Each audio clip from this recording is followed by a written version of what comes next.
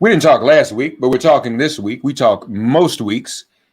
It's our favorite segment, DailyKos, with the founder of DailyKos, the largest online progressive community, the founder of Civiqs with a Q, which I was on you all probably heard a guest I had on earlier this week talking about polling, hit strategies.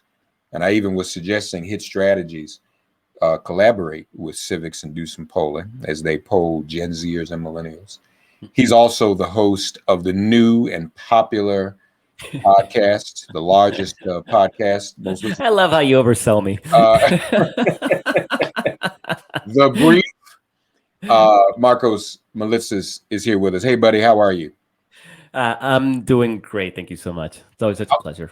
I want to talk to you about what you discussed on the Brief this week. But before we do that, Joe Biden in Pittsburgh unveiling the infrastructure plan. He is a person who, by his own admission, likes big effing deals. And we don't have to get into all the details. We know how necessary this is, but it seems to me even, Joe the plumber, who might have been MAGA, has to look in this and say, hey, I might just get a job or another job or a better job. This really hits everyone, doesn't it? Mark, this thing is brilliant on the policy. It's brilliant on the politics. I can't even stand it. Now, we can argue that it should be bigger. And it was whittled down, apparently, because some Democrats, and by some Democrats, we're probably talking about Joe Manchin, some Democrats, aka Joe Manchin, was arguing that it might have been too big. But that said, this is trillions of dollars of much needed upgrades to our infrastructure, including roads and bridges and public transportation. And it's interesting because, Republicans are still doing the socialism and busting the deficit. But Biden really framed this really well, right? By saying Republicans busted the deficit to the tune of, $8 trillion of debt while Donald Trump was in office. And Republicans never once complained about the debt or the deficit, including when they passed those tax cuts for billionaires. And so he phrased it, his framing was they don't complain when it helps billionaires. They only complain when that spending helps regular Americans. And that is an absolutely deadly talking point. That goes to the dagger of the Republicans. And the AP released a poll yesterday that found that 2/3 of Americans, including I think half of Republicans, support this infrastructure bill. This is after polling showing that about 2/3 of Americans supported the American Rescue Plan, including about 40% of Republicans. This stuff is popular, and Republicans are so bereft of leadership right now. They are aimless. Donald Trump is more interested in attacking the Republican Party as opposed to leading the Republican Party. Mitch McConnell is deadly unpopular. He's not an effective messenger. They're fighting amongst themselves between the Freedom Caucus and the Main Street Alliance of Republicans and so on. They're all arguing. There's no real message, and it's telling that during this $1.9 trillion American Rescue Plan, that Fox News focused instead on Dr. Seuss and Mr. Potato Head instead of actually trying to frame this legislation. And I bet you, Mark, I'm gonna bet you right now that over the next few weeks, as this new infrastructure bill makes its way through Congress, that Fox News is going to be talking about the border and the supposed crisis on the border, as opposed to really defining this legislation. So what that does is it just allows Joe Biden and Democrats to define the terms of that debate, that this is about helping people. And it is incredibly popular. And once again, we talked about this a few weeks ago, Mark.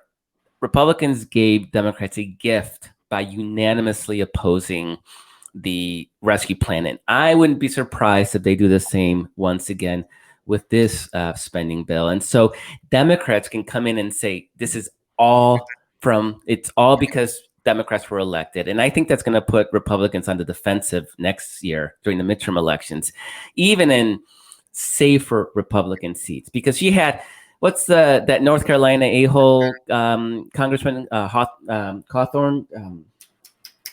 He was bragging about spending in his district that came from the American Rescue Plan that he voted against. That he voted and we've seen several senators, Republicans, already do this, and just watch. They're going to keep doing this. As this money trickles down into those districts, you're going to have these Republicans bragging about that spending when they opposed and voted against it.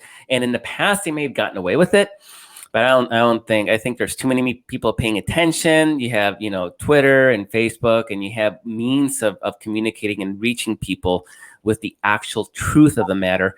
And Mark, again, we've talked about this before, but those monthly checks that parents are getting for children, the $3,000 a year above the age of 6 and $3,600 a year below the age of 6, if it's a question of voting for Republicans who would cut that money off or Democrats who are helping people, I think even QAnon Republicans are going to have to think twice on how they vote. Yeah, I would agree with you. And so that's what you mentioned in that is a perfect segue, because on the brief this week, you talked about the crisis or the supposed crisis. That's what they're trying to manufacture, right? They've got to, and you're not talking this before, they seem intent. They're still trying to get a scandal that sticks to Joe Biden. They haven't found one yet. So this is the latest one, right? So we got to create a border crisis of his doing. Yeah, it's not even a scam. They got nothing, right? Joe Biden is an old white guy. Like, they don't know what to do with old white men. And again, who was the poster just yesterday? Might have been Morning Consult. One of those posters had Joe Biden at 60% approval rating, including 20% amongst Republicans. I mean, that's just mind-boggling. Civiqs isn't showing that high, but even Civiqs is showing Joe Biden above water in its favorability ratings. Donald Trump was always unpopular. He was always in the high 30s, low 40s his entire presidency. Joe Biden is flirting with high 50s, 60%. So he is popular, and all the usual othering attacks aren't working. You can't, he's not from Kenya. You can't make up. This is what this whole, Hunter Biden in the Ukraine thing was trying to other him by like scary, foreign country. And obviously that flopped big time. And so they got nothing. And so they're really leaning, and there's no leadership. It's not like Donald Trump is leading a principled conservative pushback against Democratic spending. I mean, you and I could sit here really easily and come up with the Republican, cohesive Republican response to all this Democratic spending. They're not even trying because they're too busy fighting each other. And Donald Trump, all he cares about is settling scores. I mean, I don't know if you saw, but he actually crashed a wedding at Mar-a-Lago to air his grievances at a wedding. So, I don't even know where I'm going with this. I actually forgot your question. I was like, Donald Trump at a wedding. No, I know. But the point is, there is no crisis that's it. Of Biden's doing, and this just won't stick. It won't stick. The immigrant wave right now at the border, this sort of increased number of crossings is seasonal. It happens every single spring. Why does it happen every spring? Because the weather is better. It doesn't rain as much as anymore. So the Rio Grande is not as dangerous as it is in the winter. And it's just seasonally. It happens every single spring. And who's at the border? Children. They don't represent a threat to the United States. Mm-hmm. They are not in any way a problem to be calling it a crisis. Now, each individual child minor that is at the border is a crisis. They're there for a reason. There's a reason their parents sold everything that they own to pay a coyote with all the dangers associated to get them out of their Honduras or El Salvador. And that's the rampant, drug-fueled, gang-related violence that is murdering thousands of those kids. Those parents are desperate. This is a issue of desperation, and they are allowed an asylum hearing under U.S. law. I know that Donald Trump made that controversial, but asylum should not be controversial. So who looks at a child knocking on your door, slams the door on them. I don't understand. I mean, we all saw that, the video of the doorman closing the door on the Asian woman who was beaten, senseless by that attacker in New York City, and we're all horrified by that. Well, Republicans are doing that every single day to those children on the border. You do not slam the door on desperate children looking for help. That's the crisis. Yeah. There's no danger to the United States. Now, there's a large number. They need to we know that the Trump administration refused to staff up the Homeland Security Department during the transition period. So you still have people coming in. They need to find places for these kids to stay. There's a lot of things that need to happen. And you can say, okay, yeah, it's a crisis that they're spending too long in ICE detention as opposed to being moved over to better accommodations provided by Health and Human Services. If that's a crisis we're talking about, absolutely. Yeah. Like let's make sure we bolster that capability.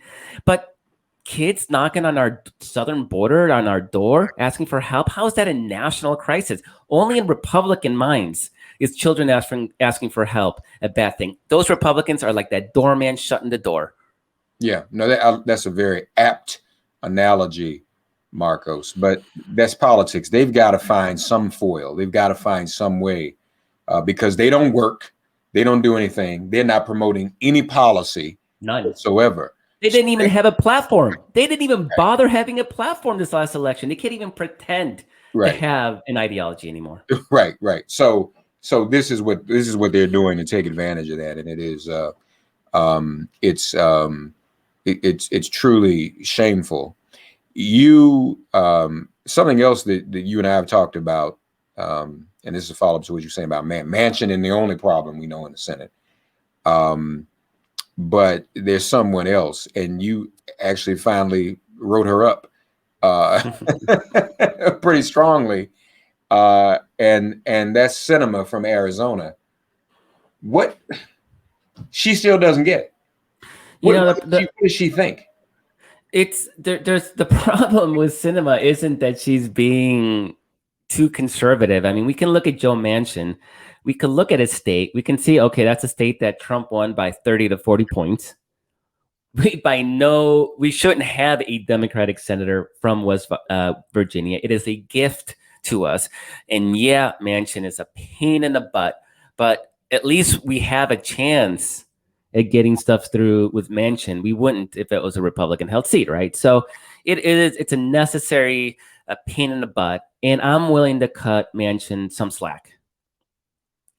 Sinema, when she represents a state that was the birthplace of modern conservatism with Barry Goldwater, it was a very conservative state for a long time. She was the first Democrat elected to the Senate from Arizona in something like 40 years. I could see you win that way, and she didn't win by that much either, right? By a few points. That you might think, okay, this is like a West Virginia situation. I got to be very careful because this is a conservative state.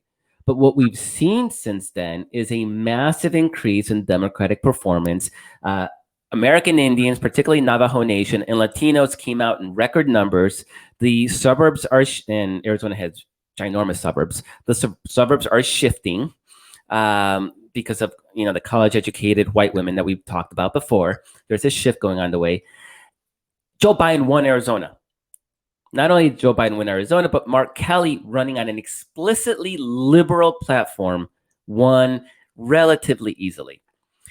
The Arizona of today is not the Arizona that Kyrsten Sinema thinks exists. And so we track at Civiqs, we track the approval ratings of all elected federal officials. And so I published in a piece that got a fair amount of attention, thankfully, I'm glad it did, showed that her approval ratings statewide are plummeting. I mean, obviously, when she did the thumbs down on minimum wage, it hurt her politically with Democrats. And I forget the exact numbers, but she is now pretty significantly underwater her approval ratings, her favorables versus unfavorables. What's really amazing, though, Mark, is that her numbers fell amongst independents as well. Turns out independents aren't liking this. And she didn't really get a bump amongst Republicans. So it's not like they're giving her any credit for being, a pain in the butt. Now you look at Mark Kelly, because we're also tracking Mark Kelly. He has sky high approval ratings, obviously amongst Democrats, but also among independents. I mean, he is so safe. It's not even funny. He is safe because, and he's voted reliably liberal, his entire last 2 months. He's only been in the Senate for a couple of months, but he is popular. And so she is so grossly misreading her state, where it's at now, that one, she's making it difficult for her to survive a primary challenge if one were to arise. And two, she's making it difficult to survive a general election campaign, even if she were to survive a primary challenge. Now, the advantage she has is that she's safe for another 4 years, right? She's not facing re-election until 2024. So she's got some time to read the polls. And if she doesn't believe them, she can go to Arizona, spend some time hanging around, maybe look at election results from 2020, see how that state has evolved, and realize, okay, this is not the Arizona I think it is, and I can do better. So that's what we're hoping for sure. I mean, Manchin, he's got West Virginia. It's a real challenge. I don't begrudge him as much. But Kyrsten Sinema, like, there's no reason for her to be doing to be as performatively obnoxious as she has been. Mm-hmm, mm-hmm. Maybe we need somebody to talk to her and just try to help her understand what her state is. I don't know. On that front, though, Arizona activists, the same people that helped get her elected, are actually doing a good job of putting some pressure on her. So she's getting the message. She is getting it. She's just ignoring it. She's getting the message. I don't need to send it to her. Like, the people that need to deliver it are the people that she needs for any potential primary and just to win a general election, because she's not going to win a general election without the help of those Arizona activists that help her win the first time. Yeah. I think you also spoke with Merkley too, if I'm not mistaken. A couple of weeks ago, we spoke with Merkley. Yes. Yeah, and we haven't talked since then either. So what about, you talked to him about the filibuster, and right, and yeah. So where do we stand on that now? So he was surprisingly optimistic about chances of reforming the filibuster. I don't know if he was doing it. I don't know how much of it was real optimism and how much of it was aspirational optimism. But his point was that you don't really, it'd be great if you get rid of the filibuster, and we need to get rid of the filibuster. And Merkley has been sort of the number one reformer on filibuster issues in the Senate for years now. So he's got a lot of credibility on this issue. His point, though, was like, even if we don't get rid of the filibuster, there are ways to pass bills with 50+1 votes. And so, for example, we're seeing it happen right now where Chuck Schumer just came up with you were supposed to be limited to 2 reconciliation bills a year. He just came up with a magical third one. And so the majority can change those rules anytime they want. So, for example, the reconciliation used to need to be deficit neutral. That was the original rule. When Mitch McConnell passed the Trump tax cuts with a bare majority, he basically changed the rules at the very end, said, okay, it doesn't need to be deficit neutral anymore. We're going to throw away that rule. And then it passed because the majority gets to really make whatever rule it wants. So this is a way that maybe Manchin can save face, because Manchin's, he's been insistent that, no, we're not going to get rid of the filibuster. But they can say, just like reconciliation, exists, they can say, well, a voting rights bill, the For the People Act that is, has passed the House and is now in the Senate, they can say, when it comes to voting rights issues, that only requires a majority, or that falls under budget reconciliation rules. And they can just declare it. And they don't need to get rid of the filibuster to do that. There's a really solid constitutional argument that statehood for DC can pass with a bare majority as well, that it doesn't need to have that it cannot be filibustered.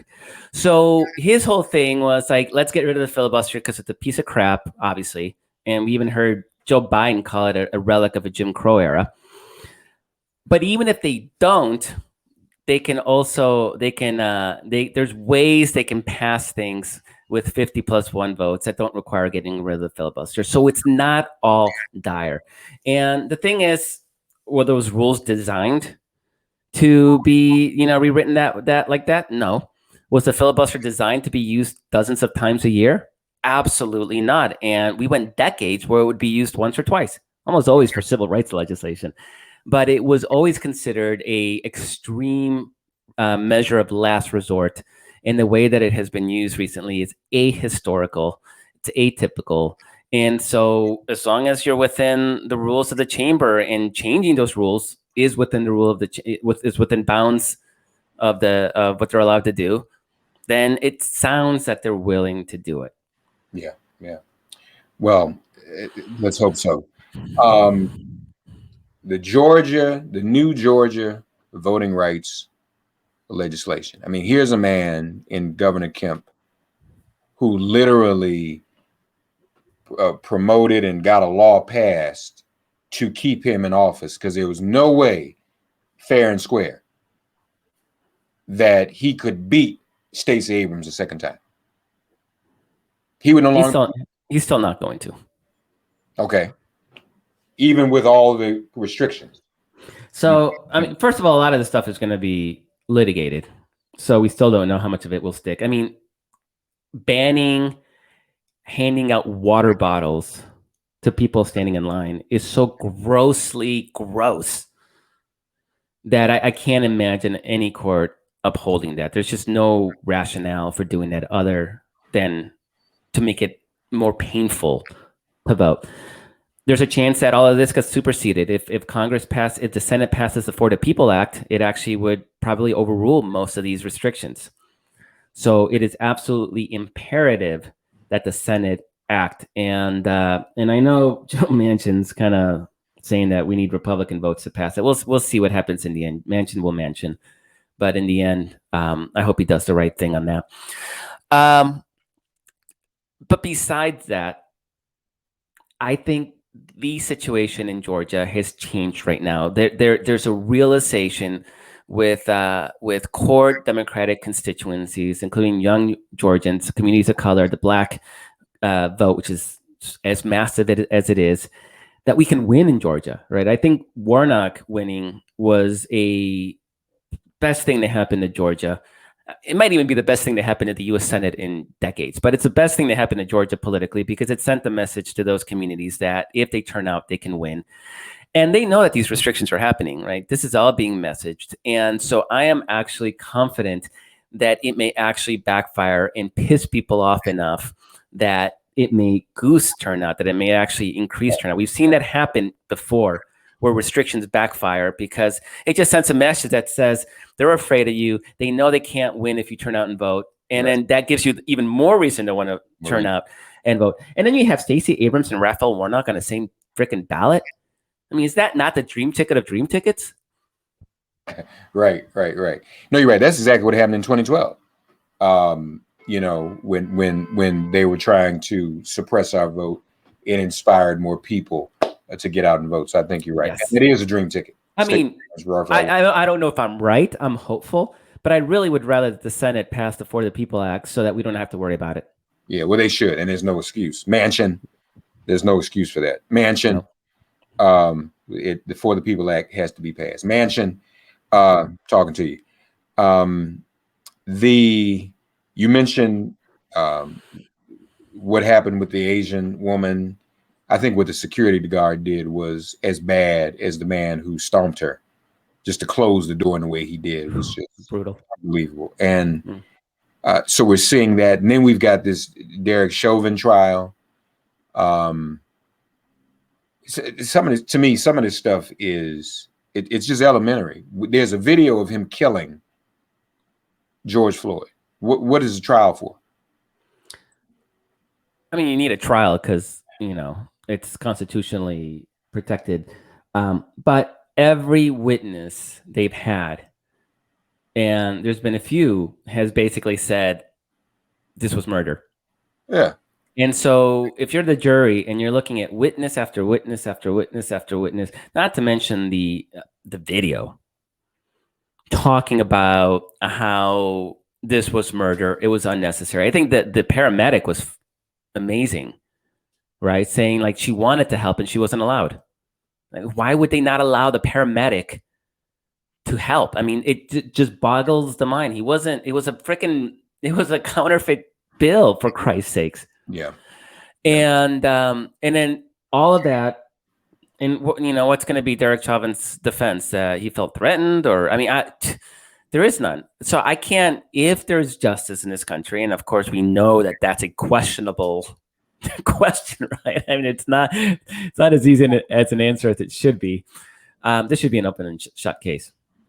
Yeah, I don't think America can take another acquittal, Markos.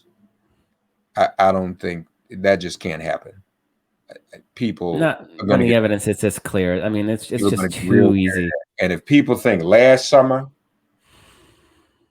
was bad, yep, you acquit this dude. What do you think this summer is going to be? Mm-hmm. So people really need to think very, very carefully about that, including this over procedural judge. And to be clear, you don't even have to worry about that. Just look at the freaking facts of the case. I mean, if you look at this, what happened, and you think that the cop was justified in any way, when nobody is testifying to that. I mean, what did the defense do so far? That he might have been high? Yeah, attack.